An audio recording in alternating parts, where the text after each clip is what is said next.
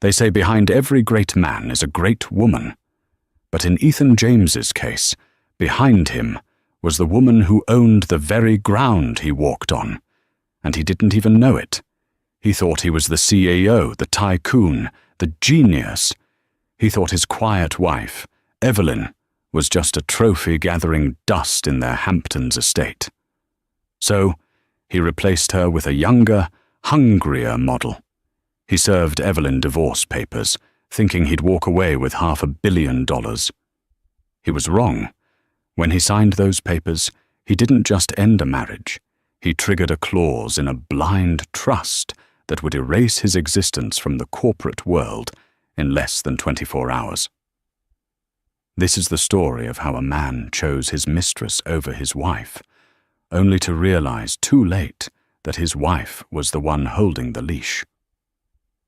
Ethan James adjusted his cufflinks in the reflection of the floor-to-ceiling windows of his corner office on the 45th floor of the Hudson Yards Tower.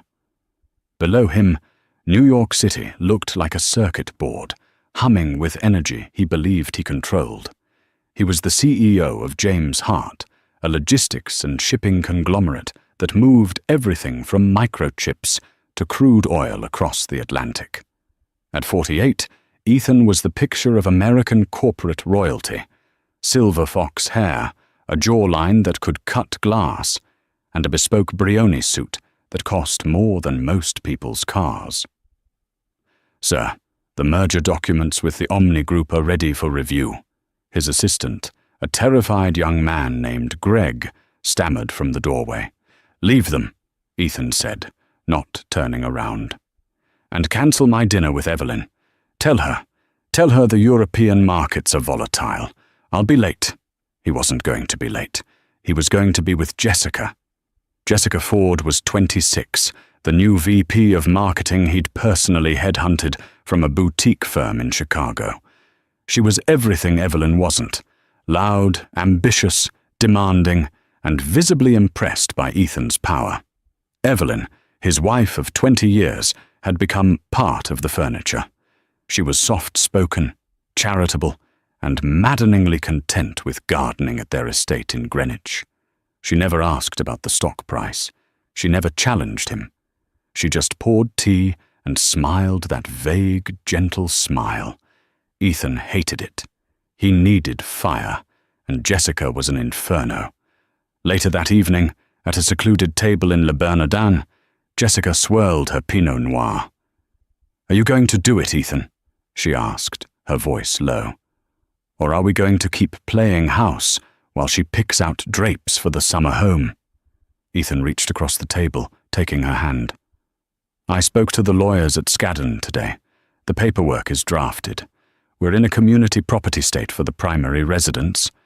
But the prenup, it's old. 20 years old. My assets have grown tenfold since then.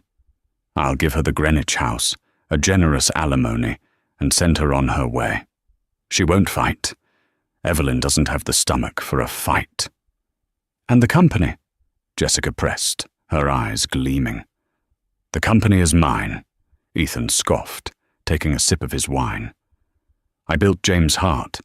Evelyn's father might have given me the seed capital back in the 90s, but I turned it into an empire. She has no board seat, no voting rights. She's a ghost, Jess. Soon, you'll be the one on my arm at the Met Gala." He truly believed it. He believed that the power he wielded came from his own brilliance. He had forgotten the nuances of the past. He had forgotten that when he married Evelyn, her father, the reclusive industrialist Arthur Hart, had insisted on a very specific, very complex trust structure. Ethan had signed the documents without reading the fine print, too eager to get his hands on the initial investment. He checked his Rolex. "I have to go back, just for a few more weeks. I need to keep appearances until the Omni merger closes. Once the stock spikes, I file the papers." Jessica pouted, but kissed him. "Don't take too long, Ethan. I'm not a woman who waits." Ethan arrived home at the Greenwich estate at 11:30 p.m.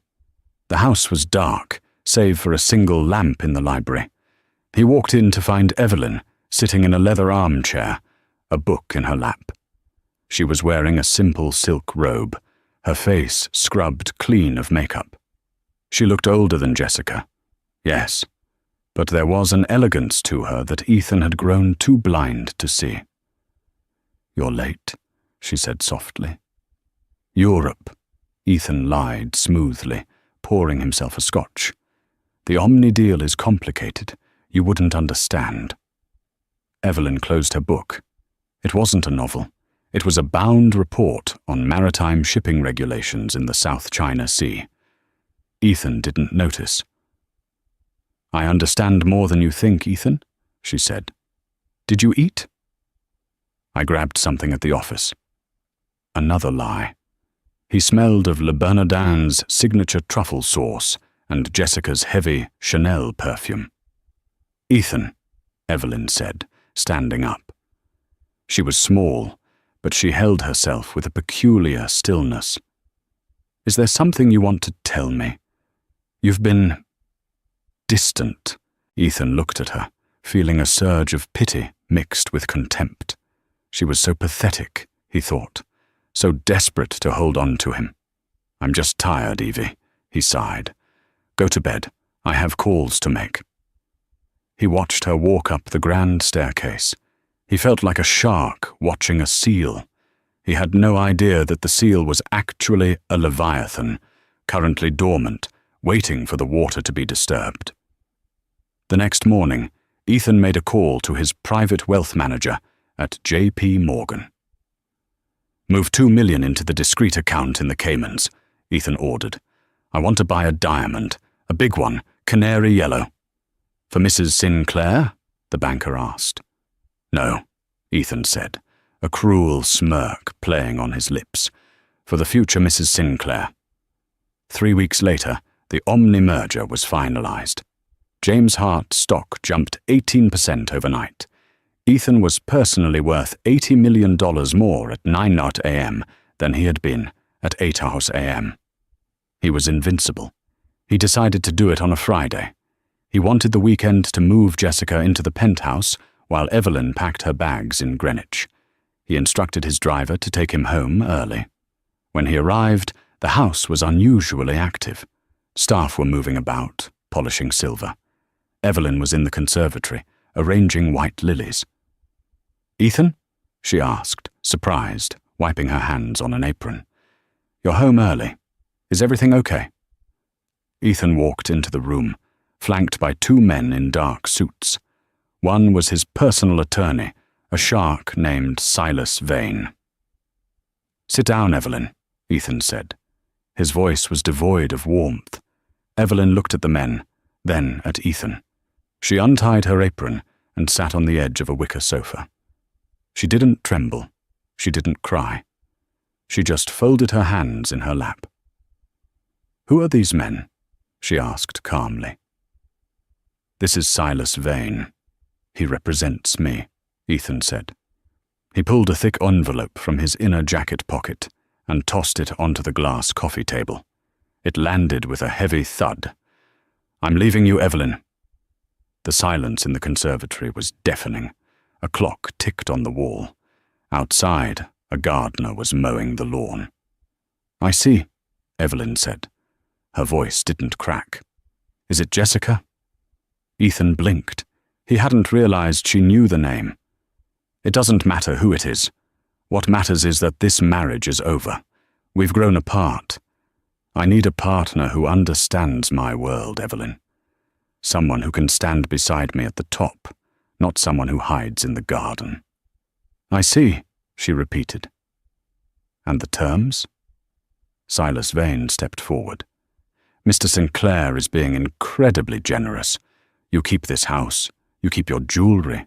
You will receive a lump sum of $5 million and a monthly stipend of $50,000 for the next 10 years. In exchange, you waive all claims to James Hart and its subsidiaries." Ethan puffed out his chest. "It's more than you'll ever need, Evie. You've never worked a day in your life. I've taken care of everything. Now I'm setting you free." Evelyn reached for the envelope. She opened it slowly, her eyes scanning the legal jargon. "And if I don't sign?" she asked, not looking up. Ethan laughed, a harsh, barking sound. "Then we go to court, and I will crush you, Evie. I have the best lawyers in New York. I'll drag out the proceedings until you're bankrupt. I'll expose your father's old debts. I'll make sure you end up in a one-bedroom apartment in Queens. Don't make this ugly. Just sign."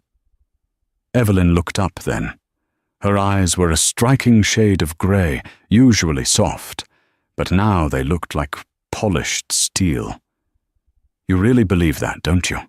she whispered. "You believe you built this?" "I did build this," Ethan shouted, his patience snapping. "I took a failing shipping company and turned it into a global titan. Me, while you arranged flowers." Evelyn stood up. She walked over to a small antique desk in the corner of the room, picked up a pen, and returned to the table. "You want a divorce, Ethan?" she asked. "Yes." "You want full control of the company?" "It's already mine, but yes, I want it on paper." "And you want to marry Jessica Ford?" Ethan flinched. "Yes." Evelyn uncapped the pen. "Very well." She signed the document with a flourish. Evelyn Hart Sinclair. She closed the folder and pushed it back toward Silas Vane. "Done," she said. Ethan felt a wave of relief wash over him, followed immediately by a surge of adrenaline. He had won. It was easier than he thought. "Good," Ethan said, straightening his tie. "You have until Monday to vacate the premises. I'll have the movers here at 8 a.m. "Actually," Evelyn said, checking her watch, "you should probably read the addendum on page 40, the one referencing the Hart Family Blind Trust and the primary shareholder clause." "Legal mumbo-jumbo," Ethan waved his hand. "Come on, Silas. We have a celebration dinner to get to." Ethan turned on his heel and marched out of the conservatory, feeling like a god. He didn't see Evelyn pick up her phone as soon as he left the room. She dialed a number. "Arthur," she said into the receiver. "It's done." He signed the separation agreement. He officially declared intent to dissolve the marriage. On the other end of the line, Arthur Pendleton, the 80-year-old executor of the Hart estate and the most feared corporate litigator of his generation, chuckled dryly. "Did he initiate it, Evelyn?" "That's the key. Did he serve you?" "He did. In front of witnesses." "Then the bad faith clause is triggered," Arthur said. "The assets revert. The proxies are withdrawn, effective immediately." Evelyn looked out the window as Ethan's Maybach sped down the driveway. "Execute Order 66, Arthur," she said, a rare, cold smile touching her lips. "Freeze his corporate cards. Lock him out of the server. And Arthur, call the board. Tell them the chairman has been relieved of his duties. The owner is returning." She hung up the phone and looked at the lilies. She snapped the head off one of them with a sharp crack. "I hope you enjoy the celebration, Ethan," she whispered to the empty room. "It's going to be your last." The celebration was set at the Vault, an exclusive members-only club in Tribeca, buried 3 stories underground inside a converted bank vault from the 1920s. The air smelled of aged leather, Cuban tobacco, and money. It was the kind of place where the menu had no prices because, if you had to ask, you didn't belong. Ethan James sat in a plush velvet booth, the dim amber lighting catching the crystal rim of his glass. Across from him, Jessica Ford was glowing. She wore a dress that cost more than the average American, made in 3 months. A shimmering silver slip that clung to her like a second skin. She was already scrolling through Zillow on her phone, looking at penthouses in Manhattan. "I'm thinking the Upper East Side is too stuffy," Jessica said, swiping a manicured finger across the screen. "Tribeca is better, or maybe a brownstone in the West Village, something with a rooftop garden. I can't deal with Evelyn's hydrangeas anymore. I want modern, Ethan." Stark, white, modern. Ethan swirled his vintage Dom Perignon, savouring the bubbles. He felt a profound sense of lightness. The anchor of his marriage had been cut loose. The heavy, silent judgment of Evelyn was gone. "Get whatever you want," Ethan said, his voice thick with the arrogance of a man who believed he had just pulled off the heist of the century. "The Omni deal bonus hits next week. That alone covers the down payment on anything in this city." "And the divorce?" Jessica asked, looking up from her phone, her eyes narrowing slightly. "She really just signed? No fight? No screaming?" "Evelyn is a woman of minimal substance," Ethan said, dismissing the memory of his wife with a wave of his hand. "She knows her place. She knows I'm the engine that keeps her lifestyle running. Fighting me would mean cutting off her own oxygen supply. She's practical, if nothing else." He signaled for the sommelier. "Another bottle, the 96 Bollinger, and bring the caviar service, the beluga." The hours blurred into a haze of self-congratulation. Ethan recounted the meeting with the Omni Group executives for the third time, embellishing his own ruthlessness with each retelling. Jessica feigned interest, but her eyes kept darting to the diamond ring Ethan had promised to buy her the next day. Around 1 a.m., the bill arrived. It came in a heavy leather folio, discreetly placed on the edge of the table. Ethan didn't even look at the total. He reached into his jacket pocket and pulled out his Centurion card, the black titanium card that was the ultimate symbol of his status. He slid it into the folio with a practiced flick of his wrist. "Add 20% for yourself," he told the waiter, a young man named Pierre whom Ethan had known for years. "Thank you, Mr. James," Pierre said, bowing slightly before retreating to the payment terminal near the bar. Ethan leaned back, loosening his tie. "To us," he toasted, raising his glass. "To the future." Jessica clinked her glass against his. "To the future, Mrs. James." Minutes passed. The low hum of jazz filled the room. Ethan was tracing the line of Jessica's jaw with his thumb when he noticed Pierre returning. The waiter's usually impassive face was flushed. He held the leather folio with both hands, looking uncomfortable. "Mr. James," Pierre whispered, leaning in so as not to disturb the neighboring tables. "I apologize, sir. There seems to be an issue with the card." Ethan frowned, his hand freezing on Jessica's neck. "What kind of issue? The chip?" It was declined, sir," Pierre said, looking at the floor. "Code 05. Do not honor." Ethan laughed, a short, sharp bark of disbelief. "Don't be ridiculous, Pierre. That card has no limit. Run it again, or type the numbers in manually." "I did, sir. 3 times. The system flagged it as lost or stolen." Jessica's smile faltered. "Ethan? What's going on?" "Nothing," Ethan snapped, his face heating up. "Bank error. Incompetence." He reached into his wallet and pulled out his platinum business card. "Use this one, and tell your manager to fix his machine before I buy this place and fire everyone." Pierre took the second card and hurried away. Ethan took a deep drink of his champagne, but it tasted sour now. "Ridiculous," he muttered. "Probably a security freeze because of the purchase I made earlier for the diamond." Jessica relaxed. "Oh, right. The diamond." 5 minutes later, the manager of the vault approached the table. He was a tall, severe man named Henri. He wasn't holding the folio. He was holding Ethan's cards. "Mr. James," Henri said, his voice icy and loud enough that the table next to them turned to look. "Both cards have been declined. We also attempted your personal debit card on file. Insufficient funds."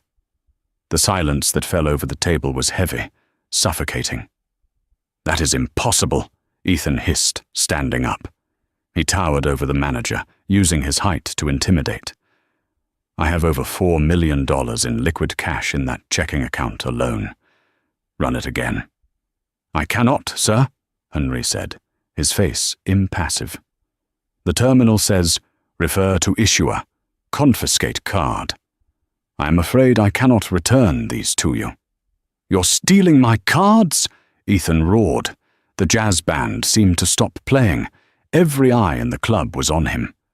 "Ethan, sit down," Jessica hissed, grabbing his arm, her nails dug into his suit jacket. "Everyone is staring." Ethan ripped his arm away. He pulled out his phone.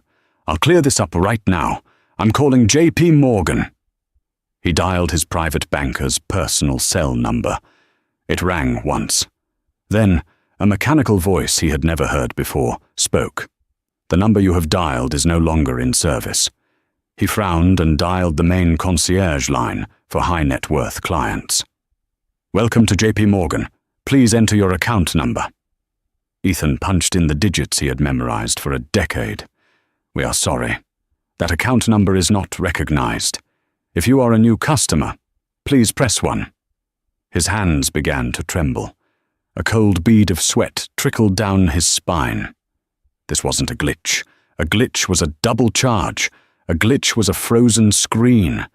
This was erasure. He looked up at Henry, who was waiting with his arms crossed. He looked at Jessica, whose expression had shifted from confusion to a look Ethan recognized from his own boardroom, calculating risk. "Do you have a card, Jessica?" Ethan asked, his voice sounding hollow to his own ears. Jessica blinked. "Me? Ethan, this bill is $6,000. My limit is $500. The humiliation was a physical blow. It felt like a punch to the gut. Ethan James, the king of glass, the titan of logistics, had to leave his watch, a Patek Philippe Nautilus worth $80,000, as collateral to cover a dinner check. He walked out of the vault into the cool night air of Tribeca, Jessica trailing a few feet behind him. The text messages started coming in then. Ping. Amex fraud alert. Corporate card terminated by administrator. Ping. James Hart. IT security. Remote access to device. Ethan's iPhone revoked.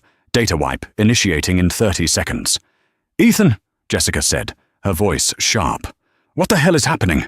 Why did my company email just bounce back?" Ethan stared at his phone as the screen went black. A white loading bar appeared. Erasing. He looked up at the streetlights, his mind racing, trying to find the logic, the enemy. And then, the memory of the morning rushed back to him. The conservatory, the white lilies, the document he hadn't read, the primary shareholder clause. "Evelyn," he whispered. The weekend was a purgatory of silence. Ethan's phone was a brick. His laptop was locked out. He couldn't access his bank accounts, his email, or even the security gate of the Greenwich estate, which, he found out when he tried to return to get fresh clothes, had been recoded. He had spent 2 nights at the St. Regis, forcing the concierge to bill it to the company account, praying the hotel hadn't been notified of his status yet. Monday morning arrived with the grey, heavy weight of a funeral. Ethan dressed in the same suit he had worn on Friday. It was wrinkled now, the crispness gone. He didn't care. He needed to get to the office. He needed to get into the building. Once he was in the C-suite, he could fix this. He could fire the IT director. He could scream at the legal department until they reversed whatever clerical error Evelyn had triggered. He took a taxi to Hudson Yards. He didn't have the cash for a private car. The glass tower of James Hart pierced the sky, a monument to his ego. He marched toward the revolving doors, his chin high, trying to project the power he no longer felt. He approached the security turnstiles. Usually, he didn't even have to scan. The guards would see him coming and buzz him through. Today, the head of security, a man named Miller, was standing in front of the gate. Miller was a former Marine, a man Ethan had hired personally. "Good morning, Miller," Ethan said, not breaking stride. Miller stepped into his path. He didn't smile. He didn't salute. "I can't let you up, Mr. James," Ethan stopped, stunned. "Excuse me? Do you know who I am?" "I do, sir," Miller said, his voice flat. "But your credentials have been revoked. I have orders to bar you from the premises." "Orders?" Ethan laughed, a manic edge creeping into his voice. "I give the orders. I am the CEO. I am the chairman of the board. Now move aside before I have you thrown out on the street." People were stopping to watch. Employees were whispering, holding their coffee cups, staring at the spectacle of their leader being denied entry like a fired intern. "Sir, please don't make a scene," Miller said quietly. "If you try to bypass the turnstile, I will have to detain you." Ethan's face turned purple. "Call legal. Call Silas Vane. Get him down here now." "Mr. Vane is upstairs," Miller said. "He is in the boardroom. They are expecting you, but I have to escort you. You are to be treated as a visitor. Visitor badge only." Ethan felt the blood drain from his face. A visitor badge, a plastic clip-on tag. "Fine," Ethan spat. "Take me up." The elevator ride was silent. Miller stood with his hands clasped behind his back. Ethan stared at the floor numbers ticking up, his heart hammering against his ribs like a trapped bird. 3, 44, 45. The doors slid open. The executive floor was quiet. Too quiet. Usually phones were ringing, assistants were running. Today the staff sat at their desks, heads down, typing furiously. No one looked up as he passed. It was the silence of a crew that knew the captain had been thrown overboard. Miller led him to the double mahogany doors of the boardroom. He opened one door and gestured for Ethan to enter. Ethan straightened his jacket, smoothed his hair, and walked in. The room was full. The entire board of directors was there.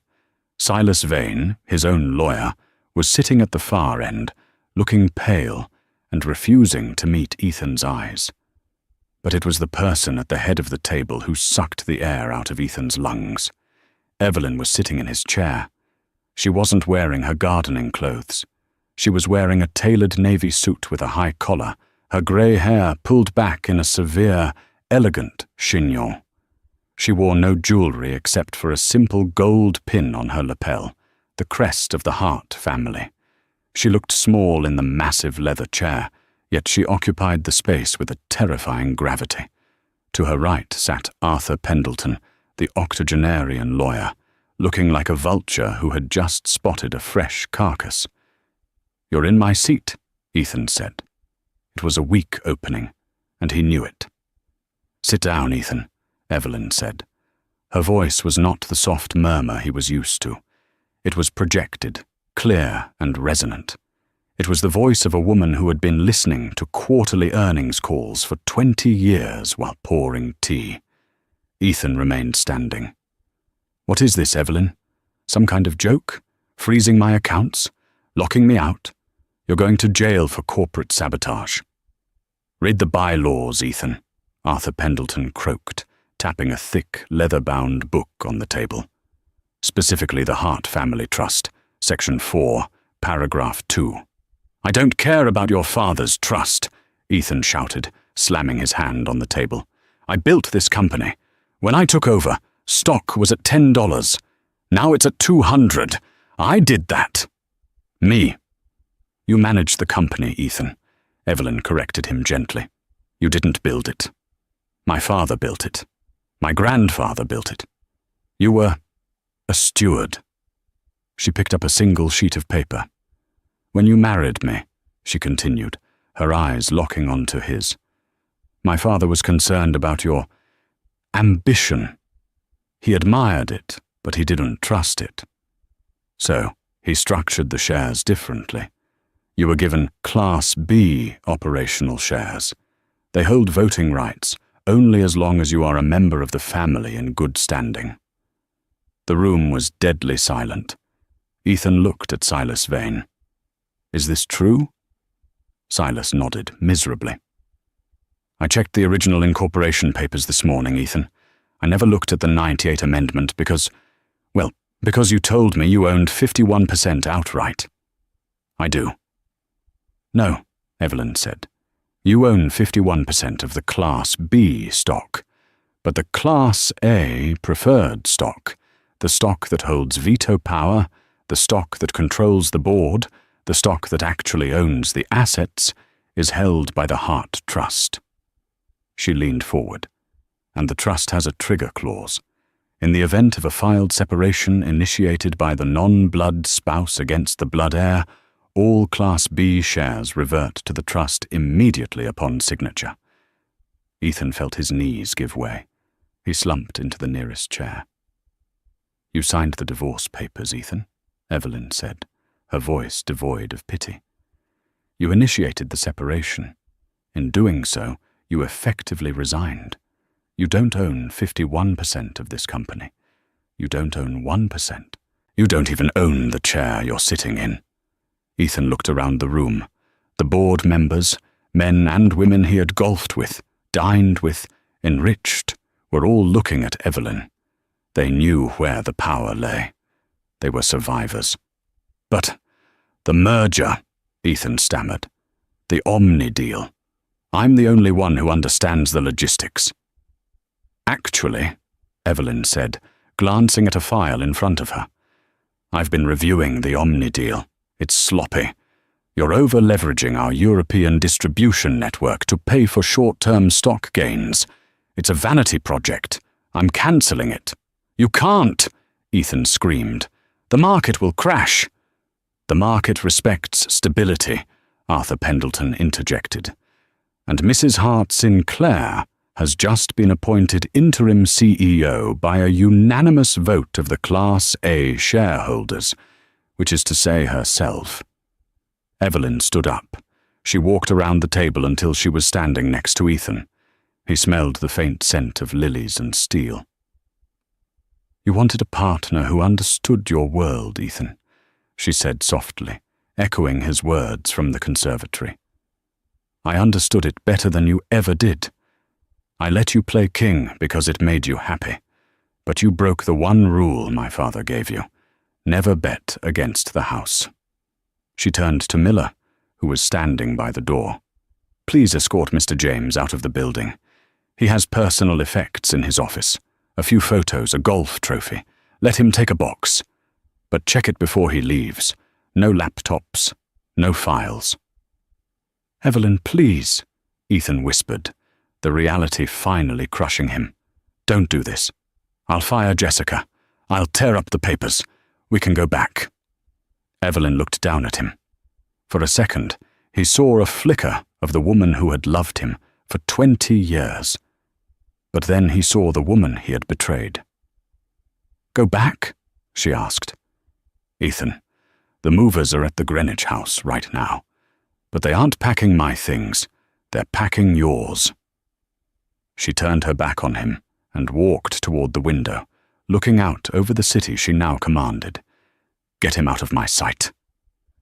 The walk from the elevator bank to the revolving doors of the James Hart Tower was the longest journey of Ethan James's life. He carried a standard-issue banker's box containing a framed photo of himself golfing with a senator, a brass putter, and a stress ball. That was the sum total of 20 years of executive dominance. It was raining in Hudson Yards, a cold, grey drizzle that slicked the pavement.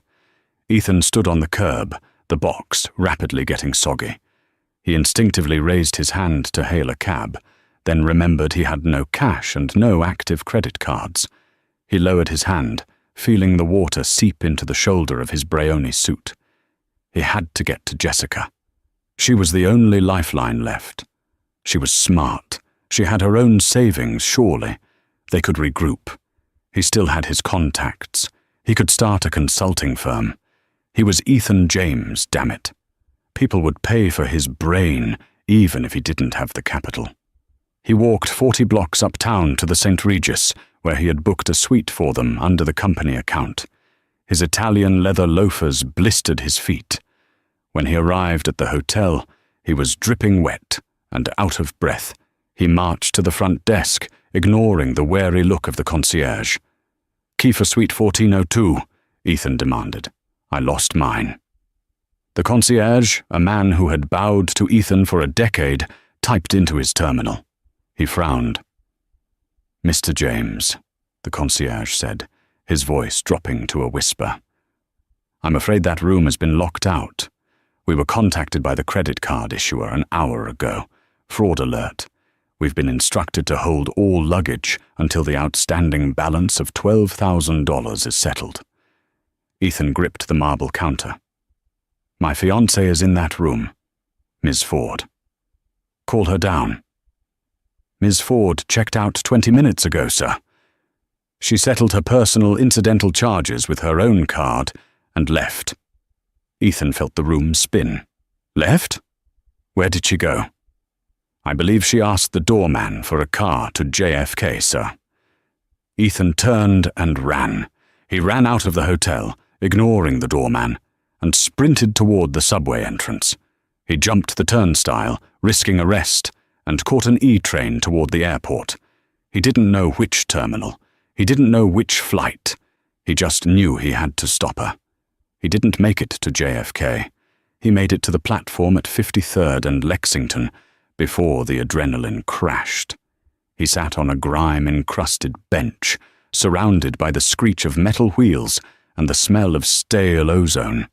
He borrowed a phone from a teenager by offering him his gold cufflinks. The kid looked at the cufflinks, bit one to check the metal, and handed over a cracked iPhone. Ethan dialed Jessica's number. It rang. Once. Twice. "Hello?" Her voice was crisp, composed, background noise of an airport announcement. "Jessica!" Ethan gasped. "It's me. Where are you? The hotel said you left." "Ethan?" She sighed, the sound of a woman who had just realized she stepped in something unpleasant. "I'm going back to Chicago. My old firm offered to take me back if I start Monday." "Chicago?" "Baby, listen to me. It's a misunderstanding. Evelyn pulled a legal stunt. I'm going to fix it. I just need a few days. Don't leave me. We're a team." There was a pause on the line. A long, cold silence. "A team?" Jessica laughed, a dry, humorless sound. "Ethan, look at yourself. You're 50 years old. You're broke. You're blacklisted. I checked Bloomberg while I was packing. The news is already out. James ousted. Heiress reclaims throne. You're radioactive." "I did this for you," Ethan screamed, causing commuters to step away from him. "I blew up my life for you." "You blew up your life because you're a narcissist, Ethan," Jessica said calmly. "I was just the excuse. And frankly, you were interesting because you were powerful. Without the jet, without the black card, without the CEO title, you're just a soured, older man going through a midlife crisis. And I don't do charity." "I love you," he whispered, his voice breaking. "You love the way I look at you," she corrected. "Goodbye, Ethan. Don't call me. I'm changing my number when I land." The line went dead. Ethan handed the phone back to the teenager. He sat on the bench, head in his hands. He reached into his pocket and pulled out the engagement ring box, the empty box. He had never picked up the diamond. The wire transfer hadn't gone through. He had nothing. No wife, no mistress, no home, no money. That night, Ethan James, the man who had shaped the logistics of the North Atlantic, slept in a 24-hour laundromat in Queens because it was warm and nobody asked him to leave. While Ethan was shivering on a plastic chair in Queens, Evelyn Hart Sinclair was sitting in the frantic quiet of the James Hart CEO's office. It was 2 a.m. on Tuesday. The room looked different. She had already removed the modern abstract art Ethan favored and replaced it with the old maritime oil paintings her father had loved. The chrome desk was covered in stacks of paper. Across from her sat Arthur Pendleton and a team of 3 forensic accountants from Deloitte. They had been working for 16 hours straight. "It's worse than we thought, Evelyn," Arthur said, rubbing his tired eyes. He pushed a ledger across the desk. Evelyn put on her reading glasses. "Show me." He wasn't just spending his salary, the lead accountant, a sharp woman named Sarah, explained. He was funneling operational capital into shell vendors. Look here, J-Force marketing consultants. They've been billing us $50,000 a month for brand strategy for the last 2 years. Who owns J-Force? Evelyn asked, though she already suspected the answer. Registered agent is Jessica Ford, Sarah said. The payments were approved by Ethan personally, bypassing the CFO. Evelyn felt a flash of anger, hot and sharp, but she pushed it down. This wasn't the time for emotion. This was business. That's embezzlement, Evelyn said softly. That's criminal. It is, Arthur nodded. We can file charges. The district attorney would drool over this. CEO looting company coffers to fund mistress. It's a tabloid dream. Evelyn stood up and walked to the window. The city lights were a blur of gold and white. She thought about Ethan. She thought about the 20 years they had spent together. The way he used to look at her before the money rotted him from the inside out. She turned back to the room. No. Arthur blinked. No. Evelyn, he stole over $1 million. If we file criminal charges, the stock tanks, Evelyn said, her voice steady. The headlines will be about corruption, instability, scandal. Our partners in Europe will get nervous. The Omni Group, who we need to let down gently, will use it to sue us for breach of contract. She tapped her finger on the desk. We handle this the Hart way, quietly, lethally. So he walks away scot-free? Sarah asked, outraged. Oh, he won't be free, Evelyn said, a dark smile touching her lips. Draft a civil suit, a repayment demand. Itemize every single cent.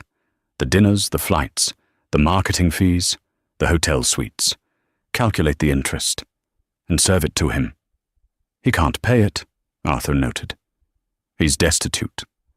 I know, Evelyn said, which means he will be in debt to the estate for the rest of his life. Any job he gets, we garnish his wages. Any asset he acquires, we place a lien on it. He won't go to prison, Arthur. Prison is too easy. He'll live in the open world, but he'll be a prisoner of his own debt. He will never own anything again. 3 days later, Ethan found a cheap lawyer, a guy named Saul who operated out of a strip mall in Jersey City and smelled of menthol cigarettes. You're screwed, buddy, Saul said, tossing the file onto his cluttered desk. Ethan sat in the squeaky chair, wearing a tracksuit he had bought at a thrift store. There has to be a loophole. The prenup. The prenup is ironclad, Saul said. But that's not your problem. The problem is this. He held up the civil demand letter Evelyn's team had sent to Ethan's last known email address. They want $1.4 million back, Saul whistled. Embezzlement, breach of fiduciary duty.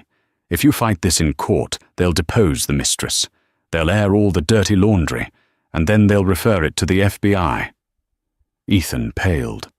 So what do I do? You fold, Saul said. You sign the admission of liability. You agree to the payment plan, and you pray they don't press charges. Payment plan? Ethan asked weakly. Yeah, 10% of your gross income until the debt is paid. Plus interest. Ethan did the math in his head. At his age, with his reputation destroyed, he wouldn't be getting another CEO job. He'd be lucky to get a mid-level sales role. He would be paying Evelyn back until he died. He walked out of the lawyer's office into the bright, unforgiving sunlight. He passed a newsstand. On the cover of Forbes was a face he knew better than his own. It was Evelyn. She was standing on the bow of a container ship, wind in her hair, looking fierce and regal. The headline read, "The Silent Partner Speaks, How Evelyn Hart Saved Her Empire from Ruin." Ethan stared at the magazine. He reached into his pocket to buy it, but found only lint and 2 quarters. It cost $5. He couldn't even afford to read about his own failure. He turned away, pulling his hood up, and disappeared into the crowd of anonymous faces, just another man who had reached for the sun and forgotten that his wings were made of wax. 12 months later, the winter in New Jersey felt colder than Ethan remembered. Perhaps the weather hadn't changed, but his insulation against it had. Gone were the cashmere overcoats and the heated leather seats of the Maybach. Now, there was only a thin polyester windbreaker and the drafty interior of a used Honda Civic. Ethan parked the car in the employee lot of Red Hook Logistics, a mid-tier trucking depot in Newark. It was 5:30 a.m. The sky was the color of a bruised plum, dark and unforgiving. He punched his time card. The sound, car-chunk, was the rhythm of his new life. "Morning, Rick." The depot manager, a 25-year-old kid named Jason, mumbled, barely looking up from his clipboard. "Good morning, Jason," Ethan replied, his voice devoid of its old, booming authority. Here, he wasn't Ethan James, the titan of the Atlantic. He was just Rick, the shift supervisor, who knew a surprisingly large amount about international shipping manifests, but owed so much money to creditors that he brought a ham sandwich from home every day. His job was to oversee the loading of crates. It was a cruel irony. He used to own the ships. Now he couldn't even afford the cargo inside them. Every 2 weeks, his paycheck was deposited, and immediately 40% was siphoned off by the court order, the Restitution for Corporate Malfeasance fund managed by the Hart estate. He walked the floor, checking invoices. His back ached. His hands, once manicured and soft, were rough and dry. At 10 a.m., a buzz went through the warehouse. The workers stopped loading. They gathered around the break-room television, a small, dusty screen mounted on the wall. "Hey, Rick, come check this out," one of the forklift drivers called out. "Isn't this the company you used to work for?" Ethan froze. He walked slowly toward the break room. On the screen, a breaking news banner flashed. "James Hart unveils the Evelyn, world's first carbon-neutral cargo vessel." The camera panned to the dry dock in Hamburg, Germany. There was a massive crowd, a sea of photographers, and a bottle of champagne swinging on a rope. And there she was. Evelyn stood on the podium. She looked breathtaking. She wasn't just well-dressed, she was luminous. She wore a white coat that stood out against the grey steel of the ship. Her hair was loose, blowing in the wind, and her smile was genuine. A smile Ethan realized he hadn't seen in the last decade of their marriage, because he had been the one suppressing it. She leaned into the microphone. "This ship represents a new era," Evelyn's voice came through the tinny speakers of the warehouse TV. "For too long, this industry was driven by greed and short-term gains. We built this not just for profit, but for legacy. To the team who stood by me when we purged the rot from the company, I thank you." The rot.